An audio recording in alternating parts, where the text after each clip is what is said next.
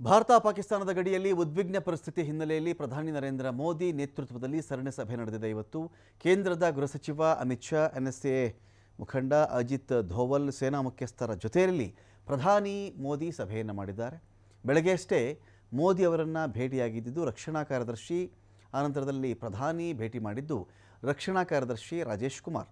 ಕುತೂಹಲ ಕೆರಳಿಸ್ತಾ ಇದೆ ಪ್ರಧಾನಿ ನೇತೃತ್ವದ ಈ ಸರಣಿ ಸಭೆಗಳು. ಅಂದರೆ ಏನಾಗುತ್ತೋ ಏನೋ ಅಂತ ಹೇಳಿ. ಯುದ್ಧ ಒಂದು ವೇಳೆ ಸಾರುತ್ತಾ? ಇದು ಬರೀ ಉಗ್ರರ ವಿರುದ್ಧವಾಗಿನ ಯುದ್ಧವಾ ಅಥವಾ ಪಾಕಿಸ್ತಾನದ ವಿರುದ್ಧವಾಗಿಯೇ ಯುದ್ಧ ಮಾಡ್ತಾರಾ? ಉಗ್ರರ ವಿರುದ್ಧ ಯುದ್ಧ ಮಾಡುವುದು ಬೇರೆ, ಅದನ್ನು ಜಸ್ಟಿಫೈ ಮಾಡಿಕೊಳ್ಳೋದು ಬೇರೆ. ಅಂತಾರಾಷ್ಟ್ರೀಯ ಮಟ್ಟದಲ್ಲಿ ಉಗ್ರರು ನಮ್ಮ ಮೇಲೆ ದಾಳಿ ಮಾಡಿದ್ರು, ಈ ಉಗ್ರರು ಪಾಕಿಸ್ತಾನಕ್ಕೆ ಸೇರಿದವರು ಮತ್ತು ಪಾಕಿಸ್ತಾನದ ಪ್ರಚೋದನೆಯೊಂದಿಗೆ, ತರಬೇತಿಯೊಂದಿಗೆ ಆ ನೆಲದಲ್ಲಿದ್ದು ಅಲ್ಲಿ ಊಟ ತಿಂದು ತರಬೇತಿ ತಗೊಂಡು ನಮ್ಮ ನೆಲಕ್ಕೆ ಬಂದು ಇವ್ರು ಮಾಡಿದ್ದಾರೆ ಅಂತ ಪ್ರೂವ್ ಮಾಡೋದು ಬೇರೆ. ಒಂದು ದೇಶದ ಮೇಲೇ ಯುದ್ಧ ಮಾಡಬೇಕಾದಾಗ ಅದರ ಸಿದ್ಧತೆ, ಅದರ ಪುರಾವೆ, ಅಂತಾರಾಷ್ಟ್ರೀಯ ಮಟ್ಟದಲ್ಲಿ ಭಾರತವನ್ನು ಸಮರ್ಥಿಸಿಕೊಳ್ಳಬೇಕೆ, ಇದೆಲ್ಲವೂ ಕೂಡ ಬೇರೆ ಇರುತ್ತೆ. ಇದೊಂದು ಭಾಗ.